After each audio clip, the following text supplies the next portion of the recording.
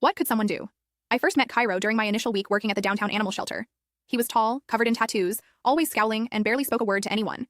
The shelter's director had informed me beforehand that he was there completing court-ordered community service and advised me to just let him be and avoid bothering him too much. While we were going through orientation, I saw that Cairo kept his distance from everyone else. When the shelter manager asked us to find partners for kennel cleaning duties, everyone paired up quickly, leaving just Cairo and me. Hesitant, I walked over to him, and he simply nodded without making eye contact. We were assigned to the isolation kennels, the area where the sick and injured animals were housed. It was one of the least desirable areas to clean, full of strong smells, sadness, and quiet hopelessness. I tried making conversation, but Cairo would only give one-word responses, focusing entirely on scrubbing and disinfecting cages. That summer, the shelter was more overcrowded than usual. The isolation units were packed with animals suffering from various medical issues, many of which were scheduled for euthanasia if their health didn't improve or if they weren't adopted in time. I noticed that Cairo often lingered longer by those cages, whispering softly to the animals when he thought no one could hear.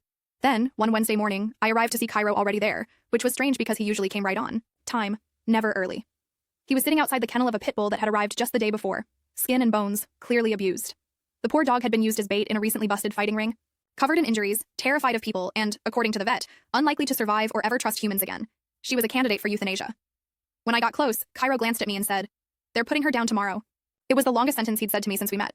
That entire day, he stayed near that dog's cage every spare moment. During the lunch break, while the rest of us ate in the staff room, he stayed sitting on the cold floor beside her, just talking. She trembled in the corner, refusing to move. The next morning, I expected her kennel to be empty, but she was still there. Then Cairo showed up, this time carrying a big bag. Without saying anything, he walked to her kennel, opened the gate, and stepped inside, sitting on the floor beside her. The shelter manager came running, warning him that entering the kennel of an aggressive dog was against protocol, but Cairo didn't budge. "Give me a week," he said calmly. The manager started to object, but Cairo repeated himself, promising to cover the cost of euthanasia if he failed. Unexpectedly, she agreed, though she made him sign a liability waiver.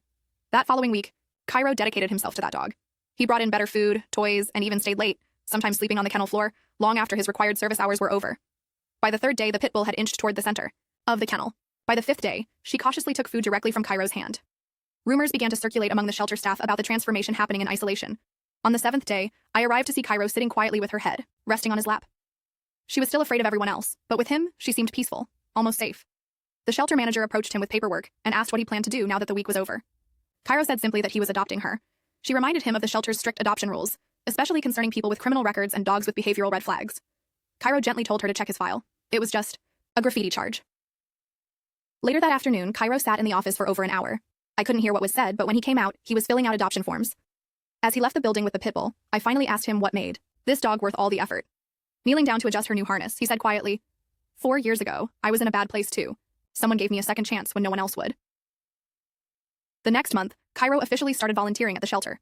Penny, as he now called her, always came with him wearing a service vest. She still feared strangers, but her confidence grew little by little. One fall afternoon, during a large adoption event, I saw Cairo crouch next to a small boy who was clearly afraid of dogs. His parents were trying to adopt, but the child's fear held them back. Cairo looked the boy in the eye and whispered, "Want to know a secret?" The boy nodded. Penny was scared too, he told him. Then he spent more than an hour teaching the boy how to approach and understand dogs gently and respectfully.